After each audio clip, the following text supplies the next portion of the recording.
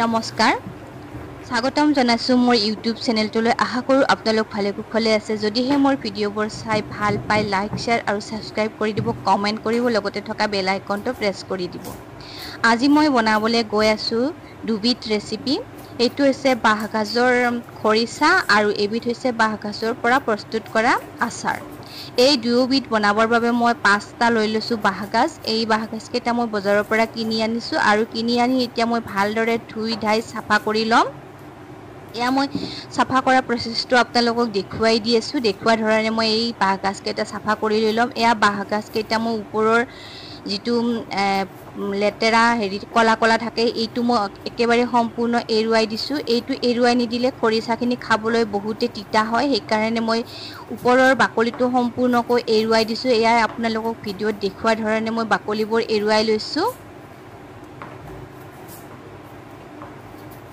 এই বাহগাজৰ খৰিচাটো মই বনোৱা ধৰণে যদি বনাই একেবাৰে কলা নপৰে আৰু খাবলৈও তিতা নহয় আৰু আচাৰ বিটো বছৰ বছৰ ভাল হৈ থাকে এনেদৰে বনালে মই বনোৱা ধৰণে আপোনালোকে বনাই চাব এয়া মই বাহগাজ কেইটা এনেদৰে ধুই ধাই এনেদৰে চাফ চিকুণ কৰি লৈ লম এয়া মই সম্পূৰ্ণ ওপৰৰ বাকলিটো একেবাৰে মই এৰুৱাই দিম সম্পূৰ্ণ ওপৰৰ বাকলিটো এৰুৱাই নিদিলে বাহগাজৰ খৰিচাটো খাবলৈ বহুতেই তিতা হয় সেই কাৰণে মই ওপৰৰ বাকলিটো সম্পূৰ্ণ এৰুৱাই দিছো আৰু এই সম্পূৰ্ণ এৰুৱাই দিয়া বাকলিটো মই পেলাই নিদু এইটো মই ব্যৱহাৰ কৰিম কেনেকৈনো ব্যৱহাৰ কৰিম আপোনালোকক দেখুৱাই দিম ভিডিঅ'টো একেবাৰে স্কিপ নকৰাকৈ চাই যাব এয়া মই প্ৰত্যেকটো বাহগাজে এনেদৰে ওপৰৰ বাকলিটো অকমান মই মটাকৈ এৰুৱাই লৈছো কাৰণ আচাৰটো খাবলৈ তিতা নহবৰ বাবে আৰু খৰিচাটো তিতা নহবৰ বাবে এই কাৰণে মই ধুনীয়াকৈ এনেদৰে এৰুৱাই লৈছো আৰু খৰিচাটো কিছুমানৰ বহু দিন ধলে কলা পৰি যায় কিন্তু মই বনোৱা ধৰণত আপোনালোকে বনালে খৰিচাটো কলা নপৰে আৰু তেনে বগা হৈয়ে থাকে সেই কাৰণে আপোনালোকে মই বনোৱা ধৰণে আপোনালোকে এবাৰ বনাই চাব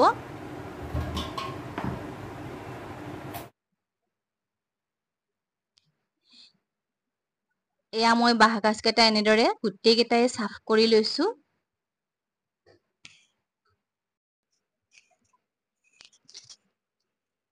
এয়া মোৰ প্ৰত্যেকটো বাহগাজে সাফ কৰি লোৱা হৈ গল এয়া মই বাকলিবোৰ এৰুৱাই ললো আৰু বাকলিবোৰ মই পেলুৱাই নেদু এই বাহগাজৰ বাকলিবোৰ পেলাই নেদু এই বাকলিখিনিৰে মই এতিয়া শুকান খৰিচা বনাম সেই শুকান খৰিচা বনাবৰ বাবে এখন মই ডলাত দি দিছো এইখিনি মই শুকুৱাই ললেও এইখিনি এতিয়া শুকান খৰিচা হৈ যাব এহে মই গুটেইখিনি বস্তু কাটি কুটি এইখিনি মেলি দিলো ডলাখনত দি কিনে মেলি দিলো এতিয়া মই বাহগাজৰ খৰিচা বনাবৰ বাবে প্ৰথমতে মই বাহগাজ কেইটা ৰুকি লৈ লম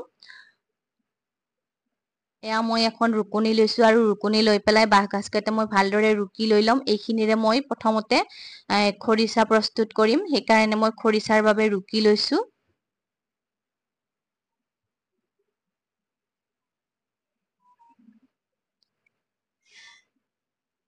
এয়া মই বাহগাজখিনি এনেদৰে ৰুকি লৈছো ৰুকি ললে ধুনীয়া হয় মিহি হয় এনেদৰে ৰুকি ললে খৰিচাখিনি খাবলৈও ভাল লাগে সেইকাৰণে মই এনেদৰে বাহগাজখিনি ৰুকনি এখনেৰে ৰুকি লৈ লৈছো আৰু কিছুমানে সৰু সৰুকৈ টুকুৰা টুকুৰি কাটি কৰিও থৈ দিয়ে মই কিন্তু ৰুকি ললেহে ভাল পাং সেইকাৰণে মই ৰুকি লৈ ললো এয়া মোৰ আটাইখিনি খৰিচাই ৰুকি লোৱা হৈ গল এতিয়া মই খৰিচাখিনিত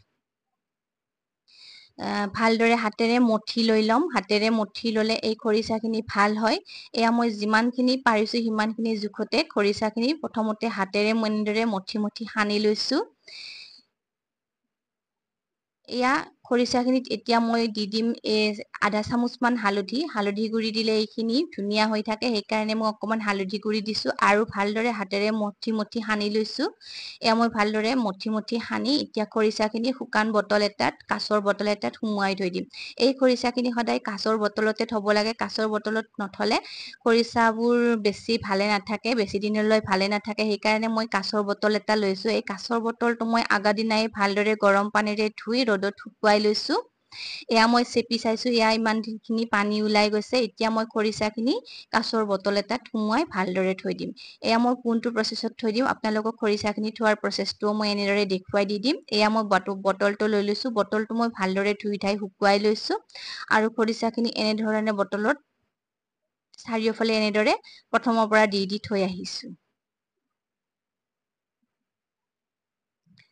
বেছিকৈ টিপি দিব নালাগে, সামান্য টিপি দিব লাগে, অকমান টিপি দিলে হৈ যায়। এয়া মই খৰিচাখিনি বটলটোত সুমুৱাই লৈছো আৰু সামান্যভাৱে এইখিনি মই অকমান হাতেৰে টিপি দি দিম।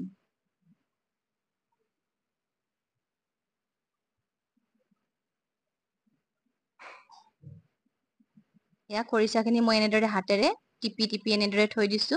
বেছিকৈও টিপি দিব নালাগে, অকমান টিপি দিব লাগে। এনেদৰে খৰিচাখিনি থৈ দিছো। এতিয়া মই খৰিচাখিনি বটলটোৰ মুখখনত বহুতখিনি খৰিচা লাগি গৈছে। এই খৰিচাখিনি মই চাফা কৰি দি দিম। এনেদৰে থৈ দিলে সোনকালে ভেঁকুৰ লগাৰ সম্ভাৱনা থাকে, সেইকাৰণে মই ভেঁকুৰ নালাগিবৰ বাবে সন্মুখত লগা খৰিচাখিনি মই হাতেৰে গুচাই দিছো। আৰু এতিয়া টাইটকৈ ঢাকনিখন মাৰি মই এই খৰিচাখিনি মই থৈ দিম। এয়া মই ঢাকনিখন একেবাৰে টাইটকৈ মাৰি লৈছো আৰু এতিয়া এইখিনি চাইড কৰি থৈ দিম। এতিয়া মই নেক্সট প্ৰচেছটোৰ বাবে আগবাঢ়িছো। এয়া নেক্সট প্ৰচেছটো হৈছে বাঁহগাজৰ আচাৰ। এই আচাৰখিনি বনাবৰ বাবে মই লৈছো দুটা বাঁহগাজ। এয়া বাঁহগাজ কেইটা মই এতিয়া ধুনীয়াকৈ মাজেৰে ফালি মই দেখুওৱা ধৰণে এনেদৰে ফালি লৈছো আৰু মাজত থকা আহবোৰ, বাঁহগাজত বহুতখিনি আহ থাকে, এই আহবোৰ এৰুৱাই দিম। আৰু যে বুকখনো মই ধুনীয়াকৈ এনেদৰে চাফা কৰি লৈ ল'ম। এয়া বুকৰ মাছখিনি মই এনেদৰে কাটি দিছো আৰু বুকত থকা লেতেৰাবোৰ মই হাতেৰে মই এৰুৱাই দি দিছো।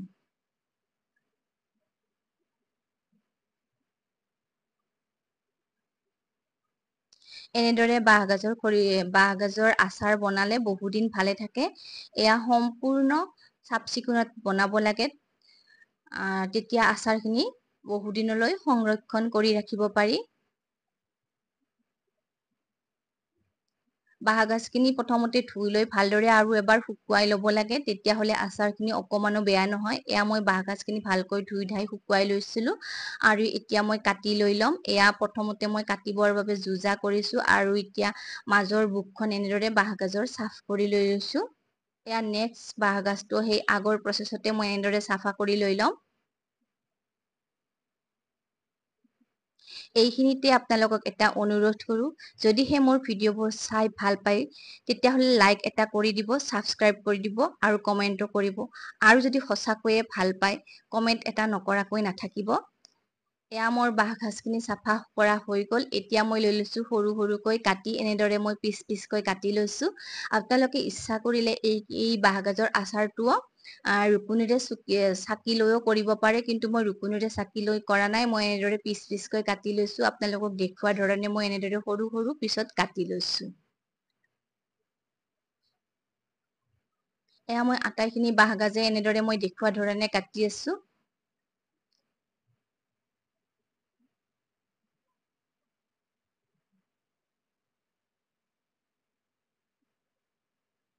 এয়া মোৰ বাঁহগাজখিনি কাটা হৈ গ'ল। এতিয়া মই দি দিছো এচামুচ হালধি গুৰি।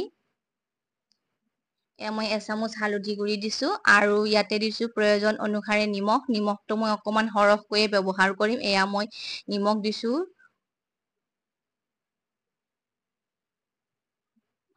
প্ৰায় 1.5 চামুচ মানে নিমখ দিছো। নিমখখিনি দি পেলাই ভালদৰে সানি, হালধি আৰু নিমখ দি ভালদৰে সানি লৈছো। এয়া মই ভালদৰে সানি এৰাতিৰ বাবে মই এই খৰিচাখিনি থৈ দিম।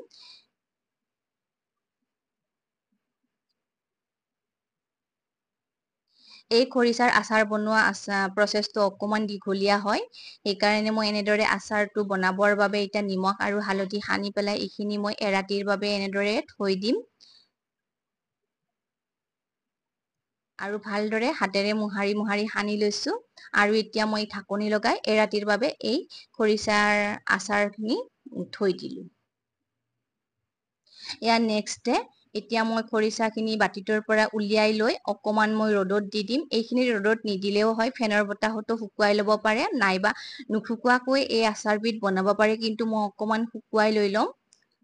এয়া মই বাঁহগাজৰ খৰিচাখিনি এতিয়া মই ডলা এখনত দি পেলাই পেপাৰ এখন পাৰি দিছো। পেপাৰখন পাৰি দিলে অতিৰিক্ত পানীখিনি পেপাৰখনে টানি লৈ যাব। সেইকাৰণে মই পেপাৰ এখন দি দিছো আৰু মই দেখুওৱা ধৰণে এই বাঁহগাজখিনি আপোনালোকে ভালকৈ বহলকৈ এনেদৰে মেলি দিব, যেন এটাৰ ওপৰত এটা নাথাকে। সম্পূৰ্ণ হাতেৰে মই দেখুওৱা ধৰণে এনেকৈ এপিচকৈ কৰি দিব।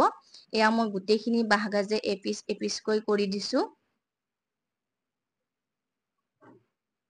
এয়া মই গোটেইখিনি বাঁহগাজ যেন এপিছৰ ওপৰত এপিচ নাথাকে তেনেকৈ মই হাতেৰে এক পিচ কৰি দিছো। এনেদৰে আপোনালোকে মেলি দিলে এই বাঁহগাজখিনি অতি সোনকালে শুকুৱাই যায়। সেইকাৰণে মই এতিয়া অতি সোনকালে শুকুৱাবৰ বাবে এপিচ কৰি দিছো বাঁহগাজখিনি। এয়া এনেদৰে আপোনালোকে বহলকৈ মেলি দিব আৰু তেতিয়া অতি সোনকালে এইখিনি অতিৰিক্ত পানীখিনি শুকুৱাই যায়। বেছিকৈও শুকুৱাব নালাগে, অতিৰিক্ত পানীখিনি শুকুৱাই গলে হৈ যাব। নিমখ সানি থোৱাৰ বাবে ইয়াতে পানী ওলাই, সেই পানীখিনি শুকুৱাই গলে হৈ যাব। এয়া মই ৰ'দত দিবৰ বাবে মই বাহিৰলৈ লৈ আহিছো আৰু এতিয়া মই আধা ঘন্টাৰ বাবে এইখিনি মই ৰ'দত দি দিম। বেছি সময় মই ৰ'দত নিদো, আধা ঘন্টা ৰ'দত দিলে হৈ যাব। এয়া মই ৰ'দত দিলো বাঁহগাজৰ খৰিচাখিনি। এয়া মই ৰ'দৰ পৰা লৈ আনিলো। এয়া দেখিছেনে অতিৰিক্ত পানীখিনি শুকুৱাই গৈছে আৰু বেছিকৈ শুকাই যোৱা নাই, অতিৰিক্ত পানীখিনিয়ে শুকাই গৈছে। এতিয়া মই ডলাখনৰ পৰা বাঁহগাজখিনি উঠাই লৈছো। এতিয়া আহিছো মছলাৰ যোগাৰখিনি। এয়া মই মছলাৰ যোগাৰৰ বাবে মই লৈ লৈছো ক'লা সৰিয়হ লৈছো আৰু ইফালে লৈছো হালধীয়া সৰিয়হটো, ইফালে লৈছো কালজিৰা কেইটামান আৰু জালুক, 2টা ভোট জলকীয়া আৰু জইন, ধনিয়া গুটি আৰু শুকান জলকীয়া 2-3টা আৰু চফ গুটি আৰু এটা লৈ লৈছো নেমু। নেমুটো মই কেতিয়া ব্যৱহাৰ কৰিম আপোনালোকক পিছত মই দেখুৱাই দি যাম। এয়া এইখিনি এতিয়া মই যাম গেছৰ ওচৰলে। এতিয়া মই গেছত এইখিনি অকমান ভাজি লৈ লম।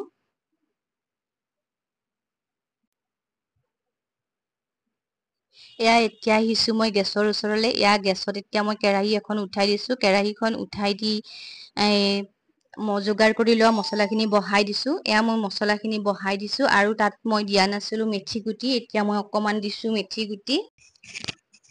মেথি গুটি মই বেছিকৈ দিয়া নাই, অকমানে মই মেথি গুটি দিছো। মেথি গুটি কেইটা দি পেলাই মই একেৰাহে 5 মিনিট সময়লৈ এই মছলাখিনি লৰাই ভাজি থাকিব লাগিব। একেৰাহে লৰাই নাথাকিলে এই মছলাখিনি তলত লাগি ধৰিব আৰু লাগি ধৰিলে দৱাই যায়। দৱাই গলে আচাৰখিনি খাবলৈ তিতা ভাৱ এটা আহে। সেইকাৰণে মই মছলাখিনি একেৰাহে লৰাই এনেদৰে 5 মিনিট সময়লৈকে ভাজি আছো।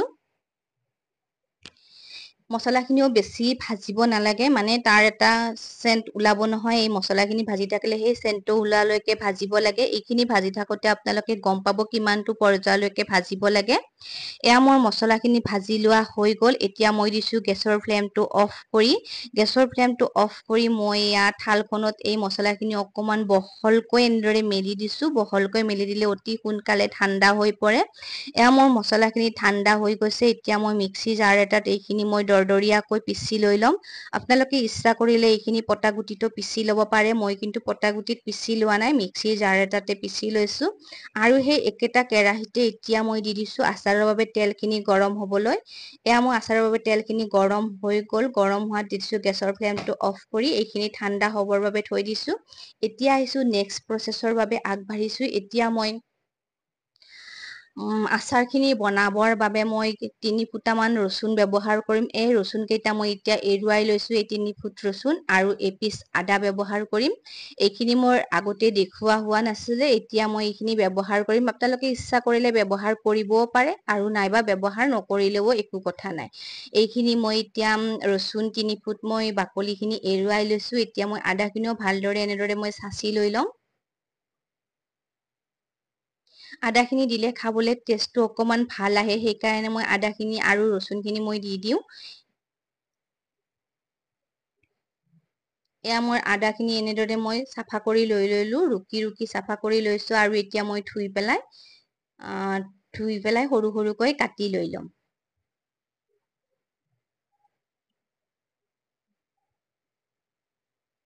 এয়া আদাখিনিও চাফা কৰি লোৱা হৈ গ'ল।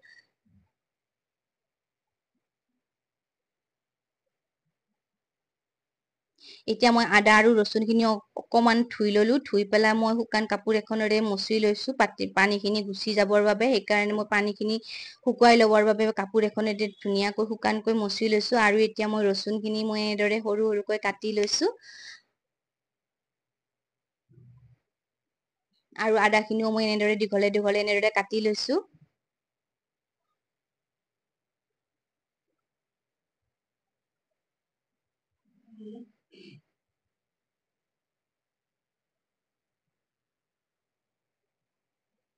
এয়া আদা আৰু ৰচুনখিনি মই যোগাৰ কৰি লোৱা হৈ গ'ল। এতিয়া মই ভোট জলকীয়া দুটাও মই এনেদৰে কাটি লৈছোঁ।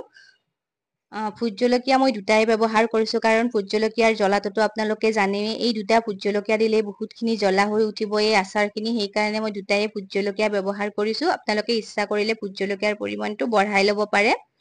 মই কিন্তু দুটাই ভোট জলকীয়া ব্যৱহাৰ কৰিম। দুটা ভোট জলকীয়া দিলেও জ্বলাখিনি বহুতেই হৈ যাব। এয়া মই ভোট জলকীয়াখিনি কাটি ল'লোঁ আৰু এতিয়া বাতি এটাত লৈ ল'লোঁ আদা, ৰচুন আৰু ভোট জলকীয়াখিনি, আৰু এয়া শুকুৱাই লোৱা বাঁহগাজখিনিও মই চৰিয়াটোত উঠাই দিছোঁ।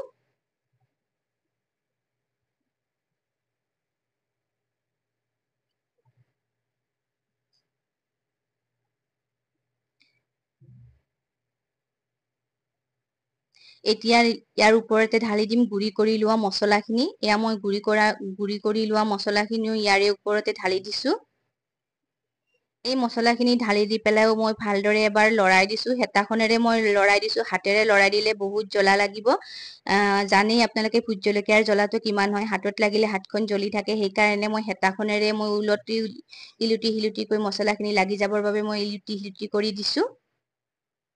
ইয়াৰ প্ৰথমতে মই মছলাখিনি এনেদৰে সানি লৈছোঁ। এতিয়া সানি লৈ ইয়াতে মই আগতে নিমখ ব্যৱহাৰ কৰিছোঁৱে যিহেতুকৈ, সেইকাৰণে মই ইয়াতে সামান্য পৰিমাণে আকৌ নিমখ ব্যৱহাৰ কৰিছোঁ। ইয়াৰ প্ৰয়োজন অনুসাৰে আপোনালোকে নিজৰ প্ৰয়োজন অনুসাৰে নিমখখিনি দি ল'ব। এয়া নিমখখিনি দি পেলাই মই ভালদৰে এবাৰ লৰাই দিছোঁ। লৰাই দি এতিয়া মই দি দিছোঁ মিঠাতেলখিনি ঢালি। এই মিঠাতেলখিনি মই গৰম কৰি ঠাণ্ডা কৰি লৈছোঁ। এই সম্পূৰ্ণ ঠাণ্ডা হৈ গৈছে এই মিঠাতেলখিনি। এই মিঠাতেলখিনি দি পেলাই মই ভালদৰে আৰু এবাৰ লৰাই দিছোঁ। হেতাখনেৰে লৰাই দিছোঁ, কাৰণ ইয়াতে ভোট জলকীয়া আছে। ভোট জলকীয়া হাতত লাগিলে হাতখন জ্বলি থাকিব পাৰে। সেইকাৰণে মই হেতাখনেৰে মই এইখিনি ইলুটি শিলুটি কৰি দিছোঁ।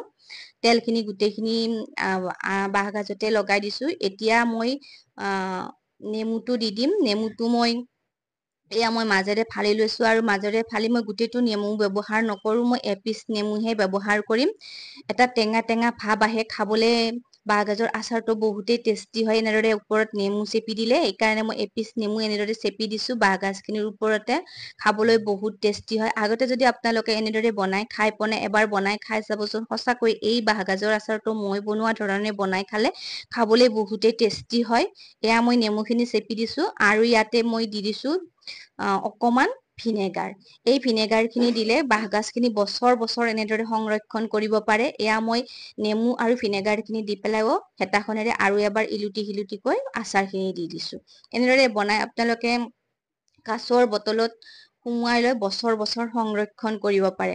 মই আগতে কৈছে আচাৰ সদায় কাঁচৰ বটলতে ভৰাই থৈ দিব লাগে। কাঁচৰ বটলত ভৰাই নথলে অতি সোনকালে বেয়া হয়, কাৰণ প্লাষ্টিকৰ বটলত সোনকালে ঘাম এটা ওলাই, ঘামটো ওলালে আচাৰখিনি সোনকালে বেয়া হৈ যায়। সেইকাৰণে আপোনালোকে কাঁচৰ বটলতে থব। এয়া মোৰ সম্পূৰ্ণ আচাৰ আৰু খৰিচাৰ সম্পূৰ্ণ ৰেডি হৈ গৈছে। বাঁহগাজৰ আচাৰ আৰু বাঁহগাজৰ খৰিচা সম্পূৰ্ণ ৰেডি হৈ গৈছে। আপোনালোকক মই ওচৰৰ পৰা দেখুৱাই দিছোঁ। এয়া মোৰ আচাৰ আৰু খৰিচাবিধ সম্পূৰ্ণ ৰেডি হৈ গৈছে। আগতে যদি বনাই পোৱা নাই, এনেদৰে এবাৰ বনাই চাবচোন।